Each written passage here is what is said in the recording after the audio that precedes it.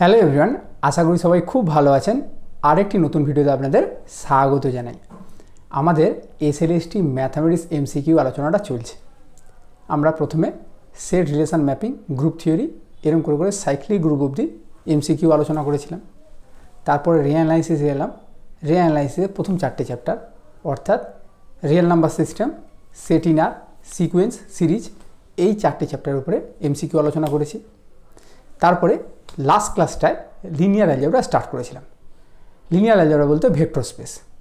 Vector space মানে গোটাটাই, মানে ধরুন সাব স্পেস, হ্যাঁ, তারপরে linearly dependent, linearly independent set, তারপরে inner product space, linear transformation, eigenvalues, eigenvectors, সমস্তটাই আলোচনা করব। ঠিক আছে? তো লাস্ট ক্লাসে আমি 1 থেকে 10 অবধি করিয়েছিলাম। আজকে দেখুন 11 থেকে 20 অবধি, আজকে মোট 10টা কোশ্চেন আলোচনা করা হবে। আর লিনিয়ার অ্যালজেব্রার উপরে আরও একটা ক্লাস হবে, সেখানটায় 21 থেকে 30 অবধি। মোট 3টে ক্লাসে 30টা এমসিকিউ আলোচনা করা হবে লিনিয়ার অ্যালজেব্রার। আর লিনিয়ার অ্যালজেব্রা শেষ করার পরে আমরা আবার ফিরে যাব ওই রিঅ্যানালাইসিসে, লিমিট, কন্টিনিউটি, ডিফারেন্সিবিলিটি পার্টটার এমসিকিউ বাকি আছে, ওইখানে ফিরে যাব। তারপর ধীরে ধীরে আরও বিভিন্ন জিনিসের এমসিকিউ আলোচনা করা হবে। আচ্ছা, এর আগের ক্লাসগুলো যারা দেখেননি, যদি দেখতে চান তাহলে প্লেলিস্টে চলে যাবেন। এই চ্যানেলের প্লেলিস্টে গিয়ে এসএলএসটি ম্যাথামেটিক্স এমসিকিউ নামে একটা ফোল্ডার পাবেন। ওই ফোল্ডারটা ওপেন করে ওখানে পরপর সাজানো আছে, ভিডিওগুলো দেখতে পারেন। ঠিক আছে, চলুন দেরি না করে ক্লাসটা শুরু করি। তো আচ্ছা, সরি, একটা কথা বলতে ভুলে গেছি, যে অনেকেই বলেন যেটা 9-10-এর জন্য না 11-12-এর জন্য। এটা দেখুন 9-10-11-12 দুজনের জন্যই। ঠিক আছে? ধরুন 10টা কোশ্চেন আলোচনা হবে, তো আজকে তার মধ্যে 8টা কোশ্চেন থাকবে 9-10 এবং 11-12 দুজনের জন্যই, আর 2টো কোশ্চেন থাকবে যেটা কেবলমাত্র 11-12-এর জন্য। ঠিক আছে? আমি নাহলে মনে থাকলে মেনশন করে দেবো কোনটা 11-12-এর জন্য। চলুন, এখানটা বলেছে দেখুন, ল্যামডা হচ্ছে আইগেন ভ্যালু কার of a real skew symmetric matrix, then এইটার ভ্যালু জানতে চাইছে 0, 1, 2 না 3। ঠিক আছে? এটা কিন্তু আইগেন ভ্যালু, আইগেন ভেক্টরসটা কিন্তু 9-10-11-12 প্রত্যেকের জন্যই রয়েছে। ঠিক আছে? তো আমরা আইগেন ভ্যালু বা আইগেন ভেক্টরসে ওই চ্যাপ্টারটায় আমরা থিওরেম শিখেছিলাম। কী থিওরেম? না, যদি একটা রিয়াল স্কিউ সিমেট্রিক ম্যাট্রিক্স থাকে, তাহলে তার আইগেন ভ্যালু হবে হয় 0, তা নয়তো পিওরলি ইমাজিনারি। মানে আইগেন ভ্যালুটা যদি ল্যামডা দিয়ে ডিনোট করি, তাহলে এটা হবে হয় 0, তা নয়তো পিওরলি ইমাজিনারি। মানে পিওরলি ইমাজিনারি মানে এইগুলোকে বোঝায় 2i, -3i, 5i, 7i, -3/2i, এইগুলো। তাহলে ল্যামডার ফর্মটা যদি লিখি, তাহলে ল্যামডা হবে হয় 0, অথবা কি হবে, ল্যামডা সমান i ইন্টু একটা রিয়েল নাম্বার। দেখুন, i ইন্টু একটা রিয়েল নাম্বার। যদিও শুধু এইটার থেকেই বুঝিয়ে যায় যে ল্যামডা সমান 0, কারণ আমরা এখানটায় বিটাকে কি বলবো, বিটাকে বলবো রিয়েল নাম্বার। তাহলে বির জায়গায় যদি 0 বসাই, তাহলে ল্যামডাটা 0 হয়ে যায়। তো ছেড়ে দিন, দুটো কেস আলাদা আলাদা করে আমরা দেখব যে ব্যাপারটা কী দাঁড়াচ্ছে।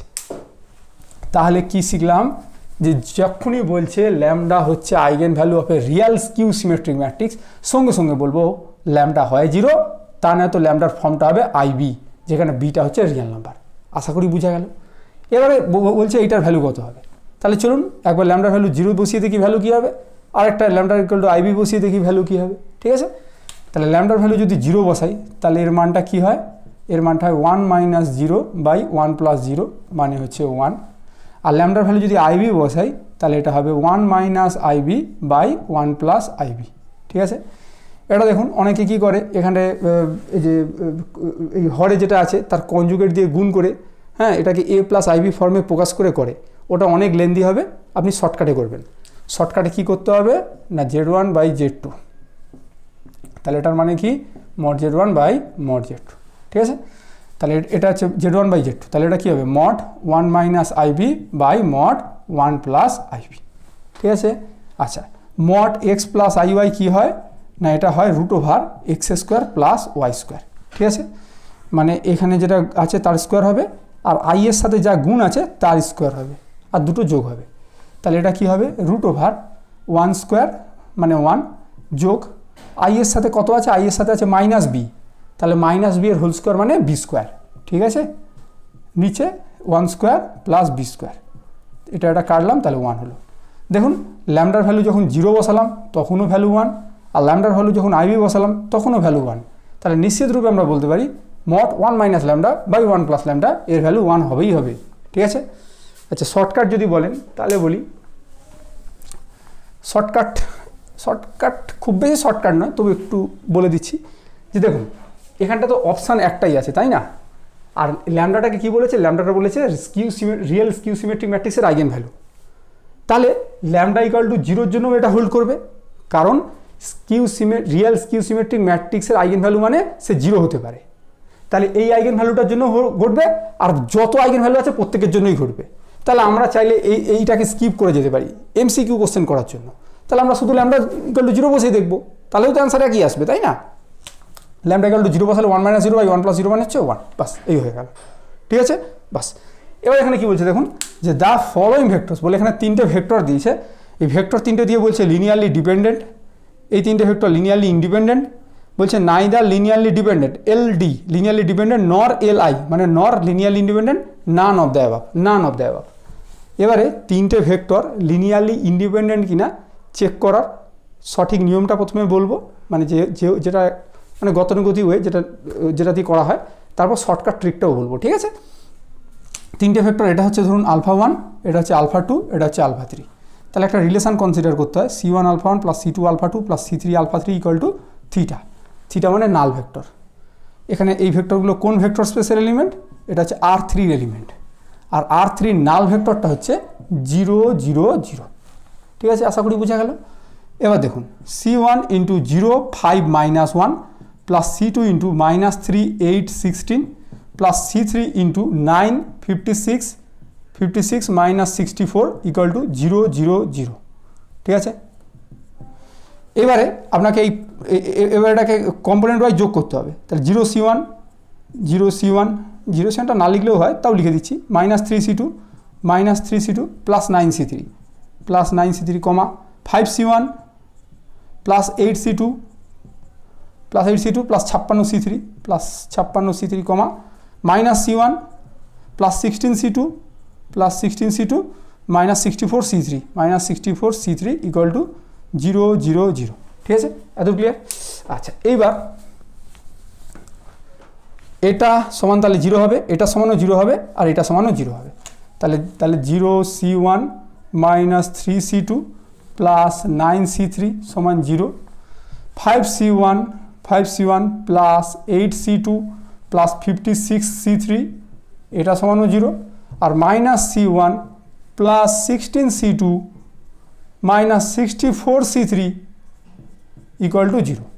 এবার লিনিয়ারলি ডিপেন্ডেন্ট ইন্ডিপেন্ডেন্ট চেক করার নিয়ম কি, নিয়মটা হচ্ছে এইখানে যে রিলেশান কনসিডার করলাম, এই রিলেশানে C1 C2 C3 যদি কেবলমাত্র 0 হয়, তিনজনে একই সাথে, মানে হচ্ছে C1 সমান C2 সমান C3 সমান যদি 0 হয় একসাথে, কেবলমাত্র যদি এই ঘটনাটা ঘটে, মানে কেবলমাত্র সলিউশনটা যদি C1 সমান C2 সমান C3 সমান 0 হয়, তাহলে আমরা বলবো এটাকে বলবো লিনিয়ারলি ইন্ডিপেন্ডেন্ট। ঠিক আছে, আর যদি এদের মধ্যে অন্তত একটা নন জিরো হয়, কথার কথা ধরুন C2ই নন জিরো হয়ে গেল, তাহলে সঙ্গে সঙ্গে আমরা বলবো লিনিয়ারলি ডিপেন্ডেন্ট। এই হচ্ছে কনসেপ্ট। এবারে বুঝবো কি করে যে C1 C2 C3 একসাথে 0 হবে, নাকি এদের মধ্যে অন্তত একটা নন জিরো হয়ে এই তিনটেকে স্যাটিসফাই করবে, বা বলতে পারেন এটাকে স্যাটিসফাই করবে, বা বলতে পারেন এটাকে স্যাটিসফাই করবে। সেইটা বুঝবার জন্য আমরা এখানটায় ক্র্যামারস রুল ইউজ করব। ক্র্যামারস রুল কী বলে? ক্র্যামারস রুল বলে যদি একটা হোমোজিনিয়াস সিস্টেম অফ ইকুয়েশনস থাকে, হোমোজিনিয়াস মানে এই রাইট হ্যান্ড সাইডে 0 0 0, যদি একটা হোমোজিনিয়াস সিস্টেম অফ ইকুয়েশনস থাকে, সেক্ষেত্রে যদি কোএফিসিয়েন্ট ডিটারমিনেন্টটা যদি নট ইকুয়াল টু 0 হয়, কোএফিসিয়েন্ট ডিটারমিনেন্টটা যদি নট ইকুয়াল টু 0 হয়, তাহলে অনলি সলিউশন হচ্ছে এইটা, সেক্ষেত্রে লিনিয়ারলি ইন্ডিপেন্ডেন্ট বলবো আমরা। ঠিক আছে, আর যদি দেখি যে কোএফিসিয়েন্ট ডিটারমিনেন্টটা ইকুয়াল টু 0 আছে, তাহলে বলবো এর অসংখ্য সলিউশন আছে। অসংখ্য সলিউশন মানে অন্তত আমরা একটা নন জিরো C1 বা নন জিরো C2 বা নন জিরো C3 পেয়ে যাচ্ছি। অসংখ্য সলিউশন আছে মানে কি, এটা ছাড়াও অসংখ্য সলিউশন আছে। তার মানে অন্তত একটা C1 নট ইকুয়াল টু 0 পাবো, বা C2 নট ইকুয়াল টু 0 পাবো, বা C3 নট ইকুয়াল টু 0 পাবো। আমার তো একটা নন জিরো দরকার, তাহলে সেক্ষেত্রে বলবো লিনিয়ারলি ডিপেন্ডেন্ট, পরিষ্কার কথা। এবারে তাহলে আমাদেরকে কী করতে হবে, এই কোএফিসিয়েন্ট ডিটারমিনেন্টটা চেক করতে হবে। তাহলে কোএফিসিয়েন্ট ডিটারমিনেন্ট মানে C1 এর কোএফিসিয়েন্ট 0, C2 এর কোএফিসিয়েন্ট -3, C3 কোএফিসিয়েন্ট হচ্ছে 9, 5 8 56, 5 5 8 56, তারপরে কত আছে -1 16, -1 16, তারপরে আছে -64। এই কোএফিসিয়েন্ট ডিটারমিনেন্টটাকে চেক করতে হবে। যদি কোএফিসিয়েন্টটা ডিটারমিনেন্টটা যদি নট ইকুয়াল টু 0 হয় তাহলে ক্র্যামার্স রুল দাবি রাখে, তাহলে এইটা হচ্ছে অনলি সলিউশন, সেক্ষেত্রে লিনিয়ারলি ইন্ডিপেন্ডেন্ট। আর যদি কোএফিসিয়েন্ট ডিটারমিনেন্টটা ইকুয়াল টু 0 হয়ে যায় তাহলে অসংখ্য সলিউশন আছে, তাহলে সেক্ষেত্রে লিনিয়ারলি ডিপেন্ডেন্ট। ঠিক আছে, এটা হচ্ছে নিয়মমাফিক ওয়ে। কিন্তু আমরা করব শর্টকাট ট্রিকে। শর্টকাট ট্রিক কি না, শর্টকাট ট্রিকটা একটু ভালো করে আমাদেরকে খেয়াল করতে হবে। আমরা যে এত খাটাখাটনি করলাম, আলটিমেটলি কি করতে হচ্ছে না, একটা ডিটারমিনেন্টকে খালি ক্যালকুলেট করতে হচ্ছে। ক্যালকুলেট করে দেখতে হবে যে সেটা নট ইকুয়াল টু 0 নাকি ইকুয়াল টু 0। তাহলে এরকম হয় না, যদি যে কোশ্চেনটা দিয়েছে সেখান থেকে ডাইরেক্টলি আমরা ডিটারমিনেন্টটা পেয়ে যাই, তাহলে আরও শর্টকাট হয়ে যায়। এখানে দেখুন 0 5 -1 এইগুলো ডিটারমিনেন্টের কলাম ওয়াইজ বসেছে। 0 5 -1, -3 8 16, -3 8 16, 9 56 9 -64, 9 56 -64। তাহলে আপনি কি করবেন, শর্টকাটের নিয়ম হচ্ছে এগুলো কিচ্ছু করবেন না, এগুলো সব মুছে দেবেন, এগুলো কিচ্ছু করার দরকার নেই। পরীক্ষার সময় কি করবেন, খালি একটা ডিটারমিনেন্ট চাপাবেন, এই 0 5 -1 -3 8 16 9 56 -64 এইটা ক্যালকুলেট করবেন। যদি দেখেন নট ইকুয়াল টু 0 হচ্ছে তাহলে বলবেন লিনিয়ারলি ইন্ডিপেন্ডেন্ট, আর যদি ইকুয়াল টু 0 দেখেন তাহলে বলবেন লিনিয়ারলি ডিপেন্ডেন্ট। ঠিক আছে, আশা করি বুঝা গেল। আপনাকে কোনো কিচ্ছু রিলেশন কনসিডার করার দরকার নেই, খালি সিম্পলি একটা ডিটারমিনেন্ট দিয়ে আপনি পেয়ে যাবেন। এবার যদি বলেন যে not equal to 0 linearly independent, equal to 0 linearly dependent, এইটাই বা মনে রাখবো কী করে, তাহলে একটা ছোট্ট উপায় বলতে পারি। উপায়টা একটু মজা ওইতেই বলছি, এমনি অন্যভাবে নেবেন না। ঠিক আছে, ইকুয়াল টু 0, তাহলে দেখবেন এটার মধ্যে কোনটায় 0 আছে, এইখানে দেখুন ডির মধ্যে দেখুন একটা হালকা 0 ঢুকে আছে। ঠিক আছে, তাহলে এই এলডি মানে এটা হচ্ছে 0 বলতে যাচ্ছি, মানে বলতে যাচ্ছি ইকুয়াল টু 0। আর এলআই এর মধ্যে কোনো 0 নেই, তার মানে নট ইকুয়াল টু 0, তার মানে নট ইকুয়াল টু 0। ঠিক আছে, এইভাবে মনে রাখতে পারেন, এটা একটা মনে রাখার কৌশল বললাম। বাস, এবার হচ্ছে এটা হচ্ছে ক্যালকুলেট করবো। তাহলে এটা কলাম ওয়াইজ, এটা কলাম ওয়াইজ, এটা কলাম ওয়াইজ বসাবো। এবার ক্যালকুলেটটা যদি ধরুন এটা একটু বড় দেখাচ্ছে, মানে একটু সংখ্যাগুলো বড় আছে, তাহলে সেক্ষেত্রে আমরা অপারেশান ইউজ করতে পারি ডিটারমিনেন্টের অপারেশান কি ইউজ করবো, একটা 0 আছে খুব সুন্দর। তাহলে একটা কাজ করি না, এটাকে পুরো 3 দিয়ে গুণ করে এটার সাথে যোগ করে দিই, তাহলে 3 3 -9 +9 0 হয়ে যাবে। তাহলে অপারেশানটা এরকম লিখবো, C3টাকে চেঞ্জ করব, তাহলে সেটা হচ্ছে C3 আর 3 3 C2। ঠিক আছে, তাহলে 0 5 -1 থাক, -3 8 16 থাক, 3 3 9 9 9 যোগ করলে 0, 3 8 24, 24 আর 56, 56 4 60 20 80, আর হচ্ছে 16 16 3 কত 48, 48 - 64, 48 মানে 2 আর আপনার 6 8 8 আর 10 18 নাকি, এইটা হলো। ঠিক আছে, এবার হচ্ছে প্লাস মাইনাস, তার মানে হচ্ছে 3। এবার ডিটারমিনেন্ট এরম চাপে, তাহলে 5 80 5 80 আর -1 -18। দেখুন তো ঠিক করলাম কি না, কোথাও একটা ভুল করলাম না কি বলুন তো, এটা একটু ক্যালকুলেশনটা ভুল করেছিলাম, এটা হচ্ছে -16 হবে। ঠিক আছে, আচ্ছা তাহলে এক্ষেত্রে কত হচ্ছে বলুন, এটা 18টা কত হয়ে যাবে 16। ঠিক আছে, তাহলে দেখুন -80 + 80 মানে হচ্ছে 0। তাহলে যখনই ডিটারমিনেন্টটা ইকুয়াল টু 0 সঙ্গে সঙ্গে আমাকে এল কি লিখতে হবে, ডি লিখতে হবে, কারণ ডির মধ্যে 0 আছে, তাহলে এলডি, তার মানে এই সিস্টেমটা হয়ে যাচ্ছে লিনিয়ারলি ডিপেন্ডেন্ট। এইভাবে আপনি শর্টকাটে করতে পারেন। ঠিক আছে,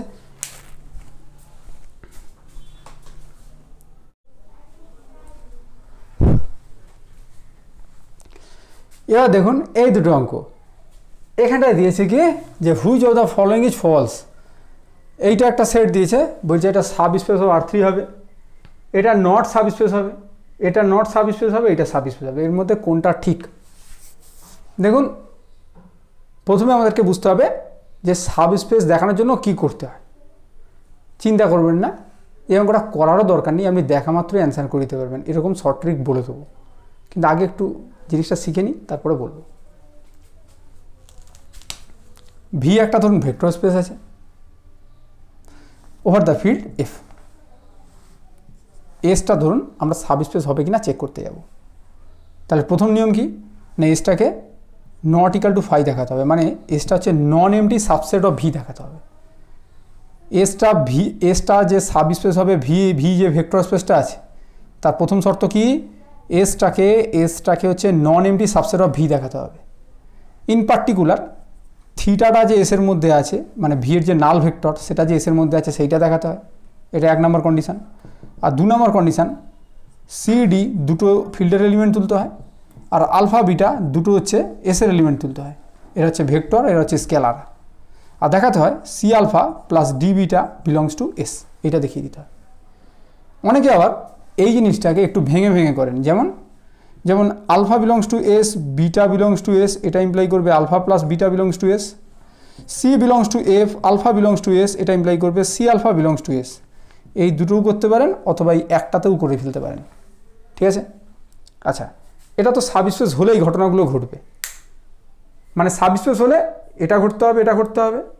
আপনি অন্যভাবে বললে এটা ঘটতে হবে আর তার সাথে এই দুটো ঘটতে হবে। তাহলে এবারে যদি দেখি যে ধরুন থিটা বিলংস টু এস হলো না, theta does not belongs to S, তাহলে সঙ্গে সঙ্গে আমরা কী বলবো, তাহলে এসটা সাবস্পেস নয়, এসটা সাবস্পেস নয়। আমি দেখলাম যে alpha beta belongs to S হলো, কিন্তু alpha plus beta belongs to S হলো নি, সঙ্গে সঙ্গে বলবো তাহলে এস সাবস্পেস নয়, কারণ এস সাবস্পেস হলে তো এগুলো অবশ্যই হতো, তাই না। এই ব্যাপারটাকে যদি একটু বুঝতে প্রবলেম হয় তাহলে ছোট্ট 1 মিনিট টাইম নিচ্ছি, খুব সুন্দর একটা উদাহরণ দেবো, সেটা দিয়ে আপনি আরও সহজে মনে রাখতে পারেন। ধরুন রামবাবু ওয়েস্ট বেঙ্গলে আছেন, এটা কি ইমপ্লাই করবে না রামবাবু ইন্ডিয়াতে আছেন, তাই না, ইন্ডিয়াতে আছেন, অলওয়েজ ইমপ্লাই করবে। তাহলে এটার কন্ট্রা পজিটিভিটি বলছে, বা এটার কন্ট্রা পজিটিভ স্টেটমেন্ট বলছে যে শেষের যে স্টেটমেন্টটা আছে সেটার নেগেশান এই প্রথমে যে স্টেটমেন্টটা আছে তার নেগেশানকে ইমপ্লাই করবে। মানে এটার নেগেশান কথাটার মানে হচ্ছে এই স্টেটমেন্টটাকে অস্বীকার করা, সিম্পলি। তাহলে এটাকে যদি অস্বীকার করি তাহলে এরকম দাঁড়ায় যে রামবাবু ইন্ডিয়াতে নেই, এটা ইমপ্লাই করবে রামবাবু ওয়েস্ট বেঙ্গলেও নেই। দেখুন মিলে যাচ্ছে, রামবাবু ওয়েস্ট বেঙ্গলে আছেন, এটা যদি অলওয়েজ ইমপ্লাই করে রামবাবু ইন্ডিয়াতে আছেন, তাহলে এটাকে অস্বীকার করলে ইমপ্লাই করবে এটাও অস্বীকার, মানে রামবাবু ইন্ডিয়াতে নেই, এটা ইমপ্লাই করবে রামবাবু ওয়েস্ট বেঙ্গলেও নেই, ঠিক আছে। তেমনি যদি এসটা সাবস্পেস হয় আর সেটা যদি ইমপ্লাই করে থিটা বিলংস টু এস, তাহলে theta does not belongs to S, এটা ইমপ্লাই করবে এস সাবস্পেস নয়। এস হচ্ছে এস ইজ সাবস্পেস, এটা ইমপ্লাই করছে কি না থিটা বিলংস টু এস। তাহলে এটাকে অস্বীকার করলে এটাকেও অস্বীকার করতে হবে, তাহলে theta does not belongs to S, এটা ইমপ্লাই করবে কি S is not a subspace, ঠিক আছে। এরকম দেখবেন ম্যাথামেটিক্সে প্রচুর জায়গায় এগুলো ইউজ করা হয়, ঠিক আছে। আপনি সহজে এই জিনিসটা দিয়ে মনে রাখবেন, ঠিক আছে। আর এটা যদি এটাকে ইমপ্লাই করে এটাকে অস্বীকার করে এটাকে অস্বীকার করছি আমরা, এই জিনিসটাকে বলে কন্ট্রা পজিটিভ স্টেটমেন্ট বা কন্ট্রা পজিটিভিটি, ঠিক আছে। এটা একটু মাথায় রেখে দেবেন, বাস কাজ শেষ। তাহলে এবার দেখুন এখানে বলেছে S1 হচ্ছে এইটা হচ্ছে সাবস্পেস। তাহলে এটা দেখানোর জন্য কী করতে হবে, প্রথমে থিটাটা বিলংস টু এস দেখাতে হবে। S1 দিয়েছে তাহলে S1 দেখাতে হবে। থিটা মানে কি, থিটা মানে যে মেন যে ভেক্টর স্পেসটা আছে তার নাল ভেক্টর, এখানে ভেক্টর স্পেসটাকে R3, তাহলে R3 নাল ভেক্টরটাকে 0 0 0, এটা বিলংস টু S1 আছে কিনা চেক করবো। প্রথম কাজ হচ্ছে এইটা 0 0 0 আছে। S1 কি বলছে, S1 বলছে আমি সেই সমস্ত R3 ভেক্টরগুলোকে রাখবো যাদের এই ফার্স্ট কম্পোনেন্টটা হচ্ছে 0। এ বলছে আমারও ফার্স্ট কম্পোনেন্টটা 0, তাহলে ঠিক আছে, তাহলে এটা S1 এর মধ্যে ঢুকে যাবে। এইটা S1 এর মধ্যে ঢুকবে, অবশ্যই ঢুকবে, কারণ ফার্স্ট কম্পোনেন্টটা 0 কিনা এ খালি চেক করছে, অন্য কি হলো না হলো জানার দরকার নেই, আর বাকি দুটো রিয়েল নাম্বার হলেই হবে, ঠিক আছে। তাহলে দেখুন এইটা হচ্ছে S1 এর মধ্যে ঢুকে গেল। এবার কি দেখাতে হবে, ধরুন CD বিলংস টু ফিল্ড ধরবো, আর এখানে R3 বলেছে, আর যদি কোনো ফিল্ড না বলে দেয় তাহলে আপনি ফিল্ডটাকে রিয়েল নাম্বারের সেটটা ধরে নেবেন, ঠিক আছে। আর কি ধরতে হবে, দুটো ভেক্টর ধরতে হবে, কার থেকে না এই S1 এর থেকে। তাহলে S1 এর দুটো ভেক্টর কীরকমভাবে ধরবো, কথার কথা ধরুন ফার্স্টেরটাকে 0 রেখে ধরতে হবে, তো তাহলে এটাকে 0 রাখছি, আর তার সাথে ধরছি Y1 Z1, এইটা বিলংস টু S1, আর তার সাথে 0 Y2 Z2, এইটা বিলংস টু S1, এই দুটো ধরছি। এটা কার কাজ করছে, এটা ধরুন আলফা, এটা ধরুন বিটা, ঠিক আছে। এইভাবে এবার আমাকে কী দেখাতে হবে, C alpha plus D beta belongs to S, তাহলেই সঙ্গে সঙ্গে বলবো সাবস্পেস হচ্ছে। এবার C alpha plus D beta মানে কি, এই C alpha plus D beta কথাটার মানে কি, মানে হচ্ছে সি ইন্টু আলফা, আলফা মানে 0 y1 z1 plus D into beta, beta মানে 0 y2 y2 z2। তাহলে এবার গুণ করতে হবে C into 0 plus D into 0 মানে 0। তারপর কিছু একটা হবে, কিছু একটা হবে, আমার দেখারও দরকার নেই।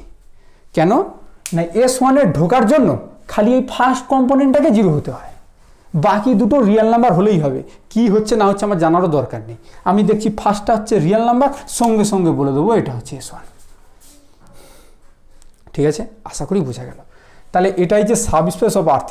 ঠিক আছে, এই স্টেটমেন্টটা কারেক্ট, কিন্তু আমাকে বলেছে কোনটা হচ্ছে ফলস বের করতে। তাহলে এরপরে বলেছি দেখুন S2 এইটা is not a subspace of R3। প্রথম কাজ কি, প্রথম কাজ হচ্ছে নাল ভেক্টরটা আছে কিনা চেক করতে হবে, মানে 0 0 0টা কি বিলংস টু S2, যদি হয় তারপরে আবার কন্ডিশনটা চেক করতে হবে। আর যদি দেখি এখানেই মরে গেল, মানে 0 0 0টা die not belong two S2, তাহলে সঙ্গে সঙ্গে বলে দেবো এটা সাবস্পেস নয়। কেন নয় একটু আগে বুঝিয়েছি। ঠিক আছে, কারণ সাবস্পেস হলে এটা অবশ্যই S2 এর মধ্যে থাকতো। 0 0 0টা কি S2 এলিমেন্ট? না, একদমই নয়। S2 কি বক্তব্য রাখে?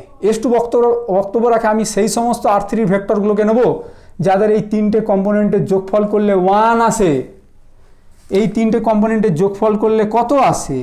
1 আসে? 1 আসে না। তাহলে সঙ্গে সঙ্গে বলে দেবো 0 0 0 does not belong two S2।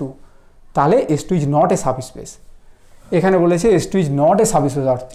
তাহলে এই স্টেটমেন্টটাও ঠিক আছে। আমাকে বলছে কোনটা হচ্ছে ফলস, ফলস বের করতে দিয়েছে।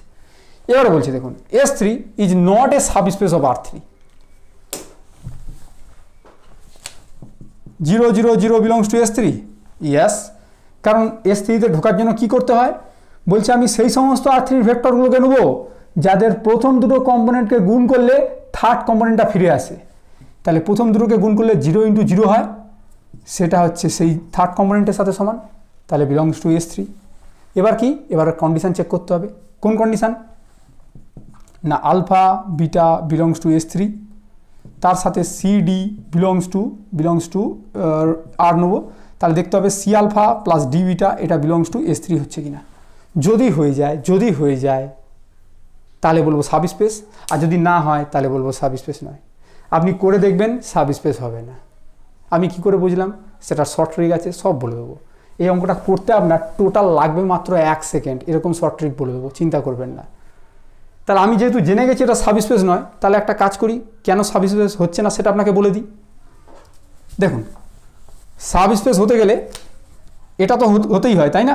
এখানে যে দুটো কন্ডিশন লিখলাম যে C বিলংস টু F, হ্যাঁ C বিলংস টু F, আর হচ্ছে আলফা বিলংস টু S হলে এটা ইমপ্লাই করবে C alpha belongs to S। এই যে দুটো কন্ডিশন একসাথে লিখেছিলাম।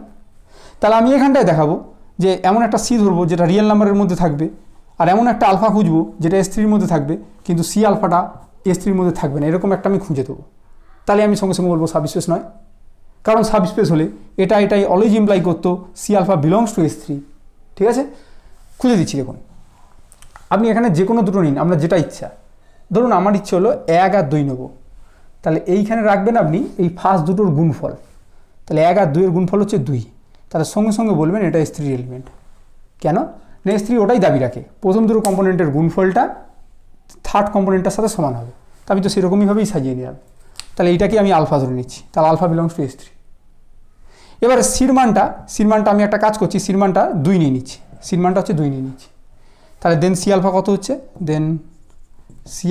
হচ্ছে, 2 ইন্টু আলফা, তার মানে 2 একে 2, 2 দুগুণে 4, আবার 2 দুগুণে 4। এবার দেখুন তো এটা কি S3-র মধ্যে থাকে? S3-র মধ্যে থাকে? একদমই না। কেন না, 2 4 গুণ করলে 8 হয়, আর সেটা 4-এর সাথে সমান নয়। তাহলে এটা does not belong two S3, তাহলে S3 is not a subspace. ঠিক আছে, এবার এটাও সাবস্পেস হবে না। কিভাবে বুঝছি আমি সব বলে দেবো। তার আগে গতানুগতিক নিয়মটা একটু বলে দিই। ঠিক আছে, প্রথম হচ্ছে 0 0 0 চেক করবেন, এটা S4, ইয়েস, তাহলে পরপর হাঁটতে হবে। এবার দেখুন সাবস্পেস হবে না, আমি আপনাকে কাউন্টার এক্সাম্পল দিয়ে দিচ্ছি। ধরুন আমি একটা কাজ করছি, আমি আলফা নিচ্ছি আর একটা বিটা নিচ্ছি। যদি সাবস্পেস হয় তাহলে আলফা বিলংস টু S4 আর বিটা বিলংস টু S4 যদি হয়, তাহলে আলফা প্লাস বিটাটাকেও বিলংস টু S4 হতে হবে। আর আমি এমন আলফা বিটা চুজ করবো S4-এর মধ্যে থাকবে ঠিকই, কিন্তু তাদের যোগফলটা S4 এর মধ্যে থাকলো না, তাহলে সঙ্গে সঙ্গে বলবো সাবস্পেস নয়। ঠিক আছে, আশা করি বোঝা গেছে। এবার আলফাটাকে কীরকমভাবে চুজ করবেন না, এই প্রথম দুটোকে যদি স্কোয়ার করে যুক্ত করা হয় তাহলে থার্ডটা ব্যাক করবে। তাহলে একটা কাজ করুন, আপনি একটা কাজ করুন, এটাকে 3 নিন, এটাকে 4 নিন, তাহলে 3 3 9 আর 4 4 16, তাহলে 16 9 25 হয়, তাহলে এটা হবে 5। এরকমভাবে নিতে পারেন। একটা কাজ করুন, এখানে মাইনাস দিয়ে দিন, তাহলেও ঘটে যাবে, কোনো সমস্যা নেই। S4 কী বলছে আমি সেই সমস্ত R3 ভেক্টরকে নেব যাদের প্রথম দুটো কম্পোনেন্টের স্কোয়ার করে যোগ করলে থার্ড কম্পোনেন্টটার স্কোয়ারের সাথে সমান হয়। তাহলে -3 স্কোয়ার মানে 9, 4 স্কোয়ার মানে 16, যোগ করলে 25, সেটা 5 স্কোয়ারের সাথে সমান। বিটাটাকে চুজ করুন, এটা 3 রাখুন, এটাকে -4 রেখে দিন, তারপর 5 রেখে দিন, তাহলে এটাও S4। কিন্তু আলফা প্লাস বিটাটা করুন তো, চেক করুন তো, যোগ করলে -3 + 3 0 হয়, 4 - 4 0 হয়, 5 5 10 হয়। এটা স্কোয়ার প্লাস এটা স্কোয়ার করলে তো 10 স্কোয়ার হয় না, তাহলে আলফা প্লাস বিটা ডাই নট বিলং টু S4, তাহলে সঙ্গে সঙ্গে এটা হচ্ছে নট এ সাবস্পেস। এটা তাহলে কী হবে, নট এ সাবস্পেস। কিন্তু এখানে কি বলেছে দেখুন, এটা ইজ এ সাবস্পেস, তাহলে এই স্টেটমেন্টটাই ভুল আছে। বলছে which of the following is false, তাহলে এইটা হচ্ছে ফলস, তাহলে অপশান ডি হচ্ছে আমাদের কারেক্ট অপশান। আশা করি বোঝা গেছে। এবার শর্টকাট হচ্ছে, এটা কিন্তু কোনো বইয়ের কথা না, আমি আমার অভিজ্ঞতা থেকে আপনাকে বলছি। তাই জন্য আমি 100% বলবো না, আমি বলবো 99.99% খেটে যাবে, আপনি অন্য অন্য অঙ্কের সাথে মিলিয়ে নেবেন। কখন সাবস্পেস হবে, যখন দেখবেন এই যে এক্স আছে, হ্যাঁ এক্স আছে, ওয়াই আছে, হ্যাঁ এগুলো হচ্ছে পাওয়ারটা, টোটাল পাওয়ারটা যোগ করলে যেন 1 হয়। বুঝলাম না, বুঝিয়ে দিচ্ছি। ধরুন 2x + 3y + 5z, পাওয়ার 1 পাওয়ার 1 পাওয়ার 1 যোগ আকারে আছে, কোনো সমস্যা নেই। আর যদি এটা গুণ থাকে এক্স ওয়াই, ধরুন এটা সমান 0, এটা সাবস্পেস হয়ে যাবে। আর যদি এরকম থাকে, আপনি বলবেন এখানেও পাওয়ার 1 পাওয়ার 1, তাহলে সাবস্পেস না, টোটাল পাওয়ার দেখতে হবে। টোটাল পাওয়ার কত হচ্ছে 2, তাহলে সঙ্গে সঙ্গে মনে খটকা লাগাবেন, তাহলে সাবস্পেস হবে না। ঠিক আছে। এবার যদি বলেন যে এক্স ওয়াই যদি গুণ না থাকে x + y = 0, হ্যাঁ তাহলে হবে, তাহলে সাবস্পেস হবে, কোনো সমস্যা নেই। ঠিক আছে, তার মানে দাঁড়ালো এরকম আকারে থাকলে এই পাওয়ারটা যদি 1 1 1 হয় তাহলেই সাবস্পেস। আর যদি কোনো জায়গায় দেখি এরকম গুণ আছে বা পাওয়ারটা 2 আছে, এরকম 2 আছে, তাহলে সাবস্পেস হবে না, তাই তো? ঠিক ঠিক। তবে এখানে একটা ব্যাপার আছে, এই পাওয়ার 1 1 1 থাকলেই যেটা সাবস্পেস হবে, একটা ক্ষেত্রে মেলে না। কোন ক্ষেত্রে বলুন তো? ধরুন নাল ভেক্টরটা থাকলো না, পাওয়ার 1 পাওয়ার 1 পাওয়ার 1, এখানে থেকে গেল 2, তাহলে কি হবে? তাহলে এখানটা 0 0 0টা থাকছে না, 0 0 0টা থাকছে না। দেখুন 2 × 0 + 3 × 0 + 5 × 0, তার মানে 0 = 2, না সত্য কথা নয়। তাহলে মানেটা এটাই দাঁড়াচ্ছে যে আপনি দেখবেন যে পাওয়ারটা সব জায়গায় 1 আছে কিনা, তাহলে ঠিক আছে সাবস্পেস হবে, তবে নাল ভেক্টরটাকে কন্টেন করতে হবে। আর যদি দেখেন এরকম স্কোয়ার পাওয়ারে 2 এরকম ঘটে গেছে, তাহলে আগে মনে খটকা লাগাবেন, ভাববেন যে সাবস্পেস হবে না, দেখা মাত্রই করে দেবেন। একটু প্র্যাকটিস করে দেখে নেবেন। হ্যাঁ, আমার অভিজ্ঞতা থেকে বললাম জাস্ট। আজ কোনো জায়গায় যদি গুণ থাকে, হ্যাঁ তাহলে তো আগেও না।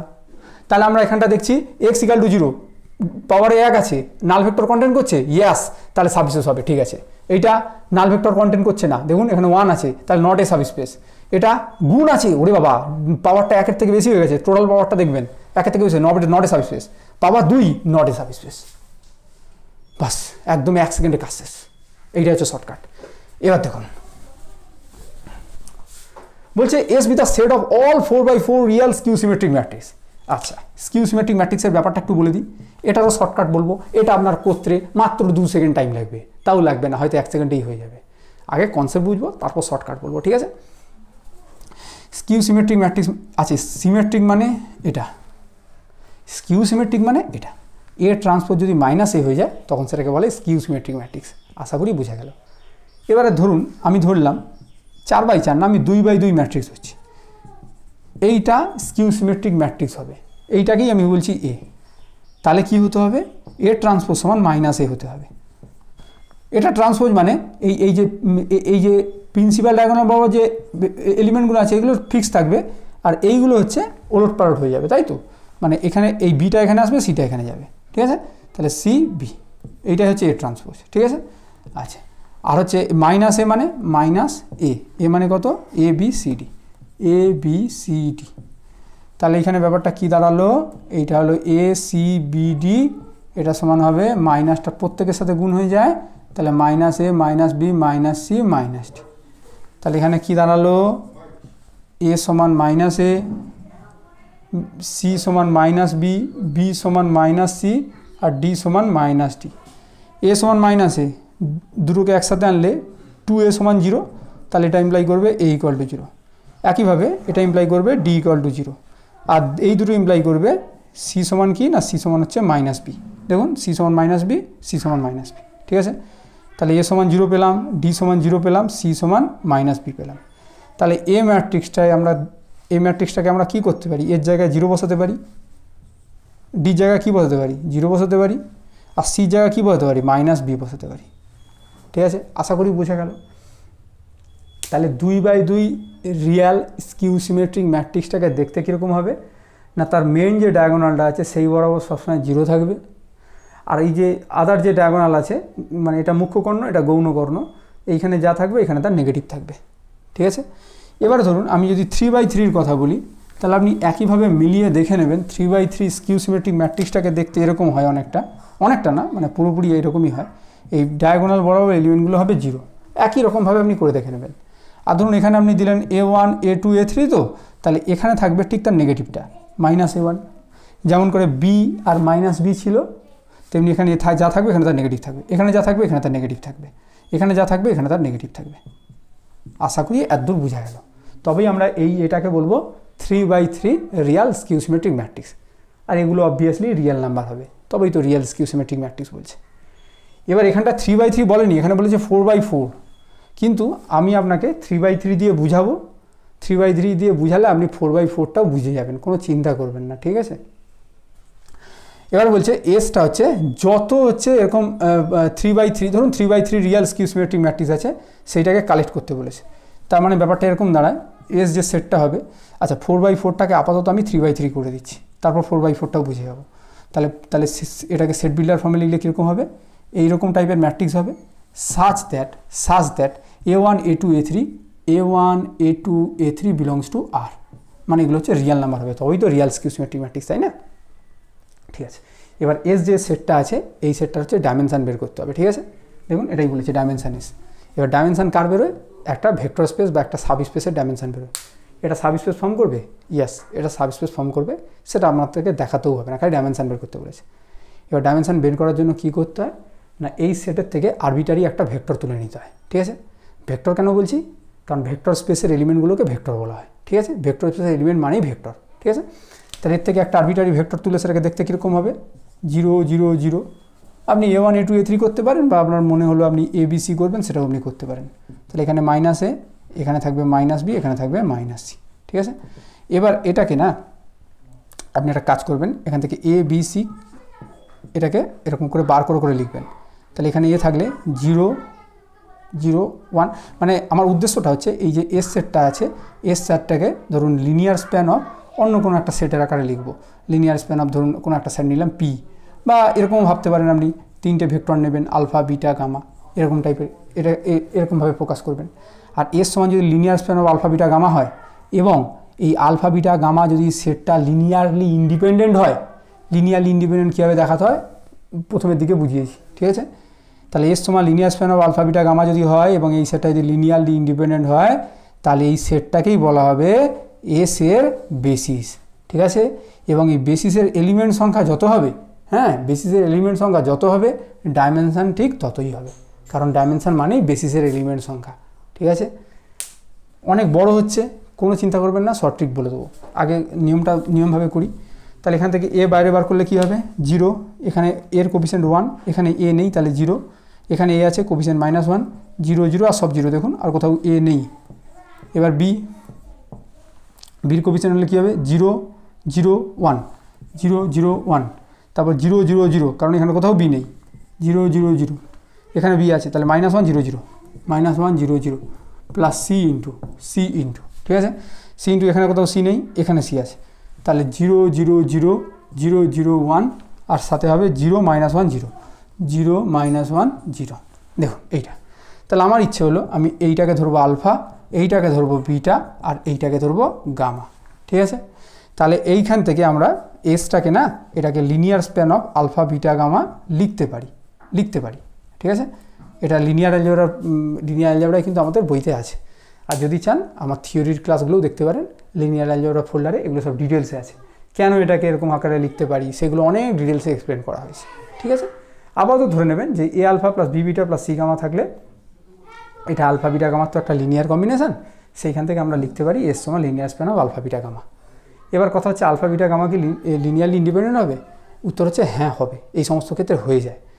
কী গ্যারেন্টি আছে? তাহলে আপনি চেক করে নেবেন। তাহলে ওই প্রথমের দিকে বললাম যে C1 alpha plus C2 beta plus C3 gamma সমান থিটা রিলেশান কনসিডার করে আপনি মিলিয়ে নেবেন C1 সমান C2 সমান C3 সমান 0 হবে, সেখান থেকে আপনি লিনিয়ার ইন্ডিপেন্ডেন্ট বুঝে যাবেন।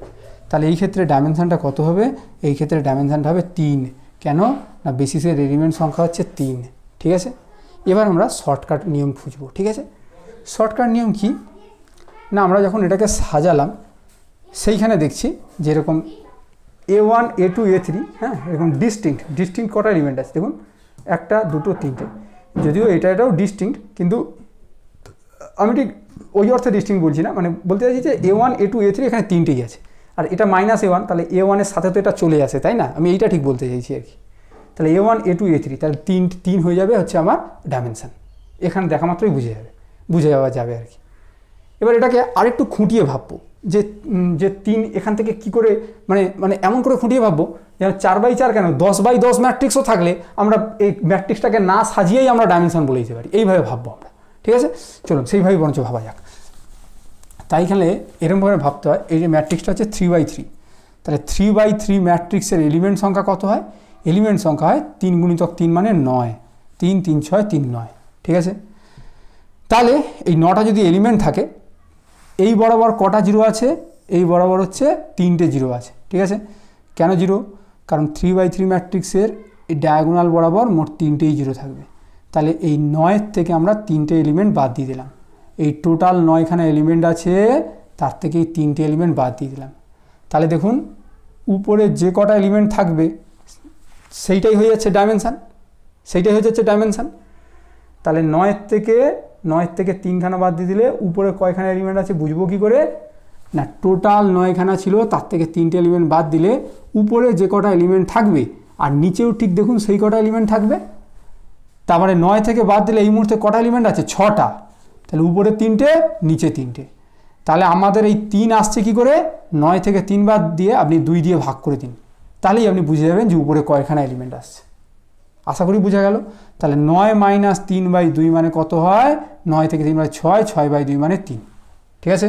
এবার ধরুন যদি 4/4 ম্যাট্রিক্স বলে, তাহলে আমরা কি করব না 4/4 মানে কটা এলিমেন্ট মোট আছে?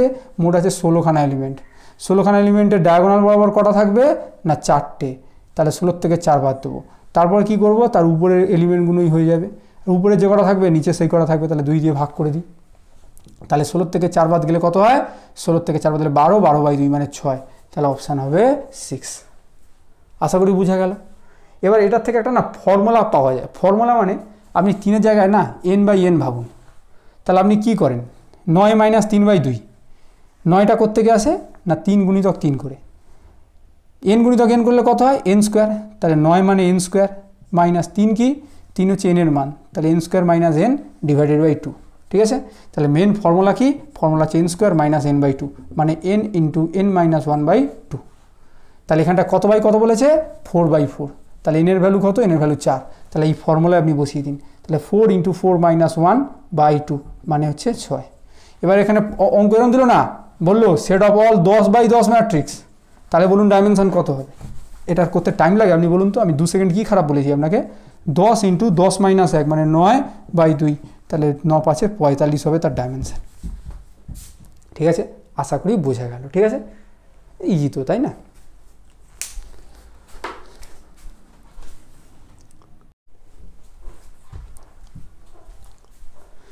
এবারে দেখুন এই দুটো কি বলছে, একটা ম্যাট্রিক্স দিয়েছে আর বলছে এই ম্যাট্রিক্সের আইগেন ভ্যালুগুলো হচ্ছে λ1, λ2, λ3।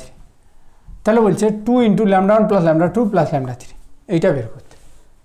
দেখুন এর আইগেন ভ্যালু মানে এর হচ্ছে characteristic equation det A - xin = 0, in মানে i3 = 0, এর রুট মানে আপনি কি করবেন? এই ডায়াগোনাল বরাবর এলিমেন্টগুলোর থেকে খালি x বিয়োগ দেবেন। এটা করলে এটাই আসে। তাহলে 1 - x 2 2, 2 - 1 - x 50, 2025 মাইনাস এক্স এইটা ইকুয়াল টু 0 করবেন, ঠিক আছে। এবার ডিটারমিনেন্টটাকে এক্সপান্ড করে আপনি কি পাবেন, এক্সের ভ্যালু পাবেন। কয়টা ভ্যালু পাবেন না, 3টে ভ্যালু পাবেন। ওই 3টে ভ্যালুকেই বলা হবে এই ম্যাট্রিক্সের আইগেন ভ্যালু বা ক্যারেক্টারিস্টিক ভ্যালু, ঠিক আছে। এবার এক্ষেত্রে বলেছে এই আইগেন ভ্যালুগুলো হচ্ছে λ1, λ2, λ3, তাহলে এইটার মান বের করতে দিয়েছে। দেখুন এটাকে যদি সলভ করা হয় বুঝতেই পারছেন বিশাল বড় হবে। কেন না, এখানে 2025 আছে। তাহলে আমরা কি করব, এখানে একটা থিওরাম ইউজ করব, ঠিক আছে। থিওরাম কি দাবি রাখে, থিওরাম দাবি রাখে, দুটো থিওরাম বলবো। থিওরাম দাবি রাখে যে একটা ম্যাট্রিক্সে যদি 3টে আইগেন ভ্যালু থাকে তাহলে আইগেন ভ্যালুগুলোকে যদি আমি গুণ করে দিই, মানে λ1, λ2, λ3 3টে আইগেন ভ্যালু, যদি λ1 গুণ λ2 গুণ λ3 করি তাহলে সেইটা এই ম্যাট্রিক্সের ডিটারমিনেন্টের সাথে সমান হবে। এটা একটা থিওরাম। এটা স্কেমা স্যারের বইতে আছে, থিওরাম আপনি দেখে নেবেন। কিন্তু স্কেমা স্যারের বইতে একটা নেই, সেটা খুব কাজের জিনিস, ঠিক আছে। সেটা কি, সেটা হচ্ছে আইগেন ভ্যালুগুলো যোগ করলে কি পাওয়া যায়। আইগেন ভ্যালুগুলোকে গুণ করলে ডিটারমিনেন্ট পাওয়া যায়, আইগেন ভ্যালুগুলোকে যোগ করলে কি পাওয়া যায়, যোগ করলে পাওয়া যাবে এই যে প্রিন্সিপাল ডায়াগোনাল বরাবর এলিমেন্টগুলো আছে তাদের যোগফল। মানে λ1 প্লাস λ2 প্লাস λ3 এটা মানে হবে 1 যোগ -1 যোগ 2025 মানে 2025। থিওরাম কি দাবি রাখে যে আইগেন ভ্যালুগুলোর যোগফলটা হয়ে যাবে ট্রেস এ। ট্রেস এ কথাটার মানেই হচ্ছে এই প্রিন্সিপাল ডায়াগোনাল বরাবর এলিমেন্টগুলোর যোগফল। এটা স্কেমা স্যারের বইতে নেই, কিন্তু আপনি ভালো করে একদম মাথায় সেট করে রেখে দিন, ঠিক আছে। ঠিক আছে, এবার যদি এর প্রুফ চান কী ব্যাপার না ব্যাপার তাহলে থিওরির ভিডিওগুলো দেখবেন আমার লিনিয়ার অ্যালজেব্রা থেকে, ওইখানে কিন্তু সব বলা আছে। যাই হোক, তাহলে λ1 প্লাস λ2 প্লাস λ3 2025 অপশান আছে, কিন্তু না, আমাদের এখানে 2 গুণ করতে দিয়েছে। এগুলো একটু মানে মাথায় রাখবেন। আমরা অনেক সময় তাড়াহুড়ো করে 2025 অপশান আছে টুক করে টিক দিয়ে দিলাম, একদম না। কোশ্চেনটা ভালো করে পড়তে হবে। এটার সাথে 2 গুণ করতে হবে। এটার সাথে যদি 2 গুণ করা হয়, মানে এটার ভ্যালু এটার সাথে যদি 2 গুণ করি তাহলে কত হবে, 2000 × 4050, তাহলে এইটা হচ্ছে সঠিক অপশান, ঠিক আছে। আশা করি বুঝা গেল। এইবার কি বলছে দেখুন, যে ইফ ওয়ান ক্যারেক্টারিস্টিক রুট, ওই ক্যারেক্টারিস্টিক রুট মানে ওই আইগেন ভ্যালুটাকেই বোঝাচ্ছে। Characteristic root of A B 0, মানে ধরুন একটা আইগেন ভ্যালু আছে λ1, সেটা হচ্ছে 0। দেন এ ইজ, তাহলে এই ম্যাট্রিক্সটার সম্পর্কে মতামত দিতে বলেছে। এ ম্যাট্রিক্সটা কি সিঙ্গুলার হবে, নন সিঙ্গুলার হবে, সিমেট্রিক হবে, না নান অফ দিস। দেখুন এ ম্যাট্রিক্সটার অর্ডার বলে দেয়নি, তো আমরা সুবিধার্থে 3/3 একটা ম্যাট্রিক্স ধরে নিচ্ছি। তার একটা আইগেন ভ্যালু হচ্ছে 0, আর দুটো আইগেন ভ্যালু আমাদের জানা নেই, সেটা λ2 λ3 ধরে নিচ্ছি, ঠিক আছে। এবার এ ম্যাট্রিক্সটা সিঙ্গুলার ম্যাট্রিক্স। সিঙ্গুলার ম্যাট্রিক্স কখন হয়, একটা ম্যাট্রিক্স সিঙ্গুলার ম্যাট্রিক্স তখনই হয় যদি তার ডিটারমিনেন্ট ভ্যালুটা 0 হয়, তাহলে হচ্ছে সিঙ্গুলার। আর ডিটারমিনেন্ট ভ্যালুটা যদি নট ইকাল টু 0 হয় তখন সেটা নন সিঙ্গুলার হয়ে যাবে, নট ইকাল টু 0 ডিটারমিনেন্টটা। আর সিমেট্রিক কখন হয়, যদি এ ট্রান্সপোজ সমান এ হয়, ঠিক আছে। এবার একটু আগে আপনাকে বলেছি যে একটা ম্যাট্রিক্সের ডিটারমিনেন্ট এ মানে কি না, প্রোডাক্ট অফ মানে গুণফল করতে হয় আইগেন ভ্যালুগুলোর, product of all eigenvalues. এবার আমরা তো একটা আইগেন ভ্যালু জানি 0, আর বাকি দুটো তো জানি না, জানার দরকারও তো নেই। একটা আইগেন ভ্যালু 0, তো তাহলে 0 গুণ λ2 গুণিতক λ3 সমান 0। একটা আইগেন ভ্যালু যদি 0 হয় তাহলে আইগেন ভ্যালুগুলোর গুণফলও 0 হবে। বাকি দুটো আইগেন ভ্যালু জানার তো দরকার নেই, তাই না। তাহলে যেহেতু ডেটে 0 হয়ে যাচ্ছে, তাহলে এটা অবভিয়াসলি হবে সিঙ্গুলার ম্যাট্রিক্স। আশা করি বোঝা গেল, ঠিক আছে।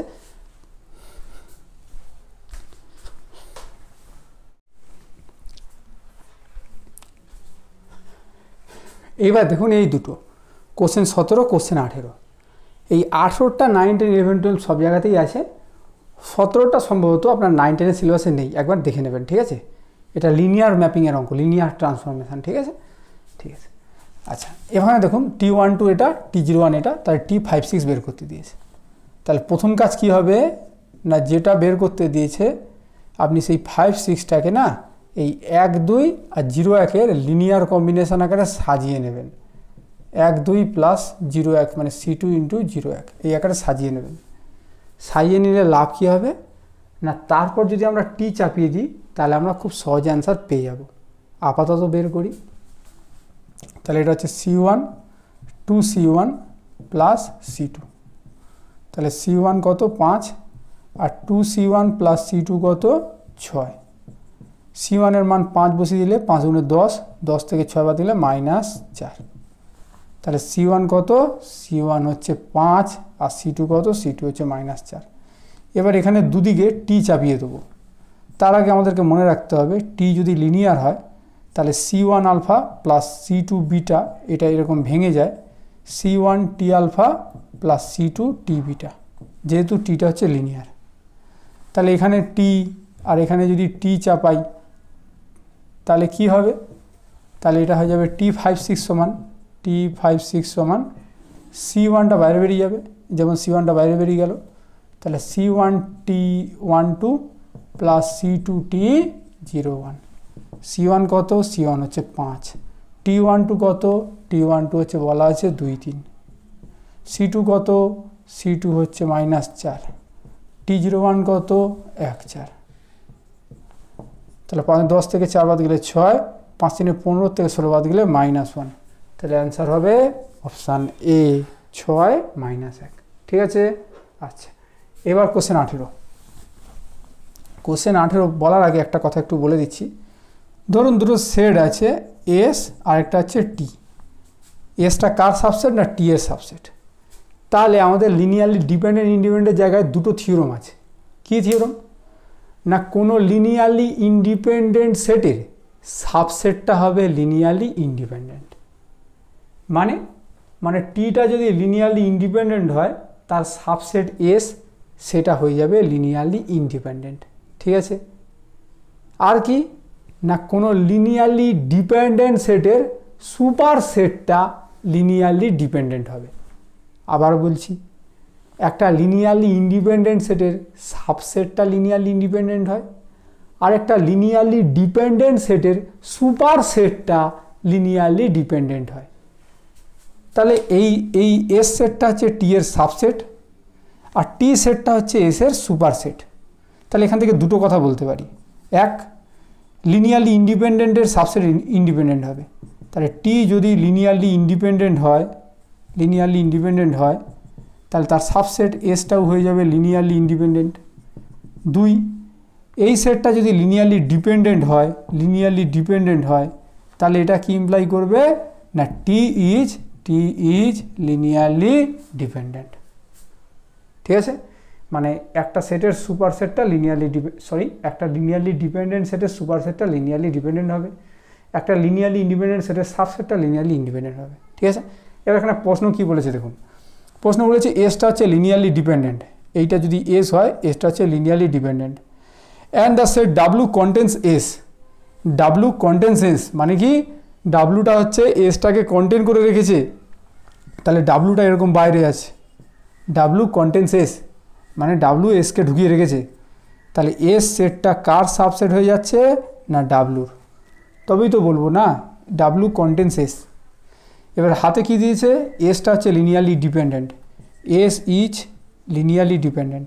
আর একটু আগে আমরা শিখেছি একটা সেট যদি লিনিয়ারলি ডিপেন্ডেন্ট হয় তাহলে তার সুপার সেটটা হয়ে যাবে লিনিয়ারলি ডিপেন্ডেন্ট, তাহলে ডাব্লু হয়ে যাবে লিনিয়ারলি ডিপেন্ডেন্ট। ঠিক আছে, তাহলে ডাব্লু ইজ লিনিয়ারলি ডিপেন্ডেন্ট, তাহলে অপশান বি ইজ কারেক্ট। ঠিক আছে, আশা করি বুঝে গেল। আরও দুটো কোশ্চেন আনছি।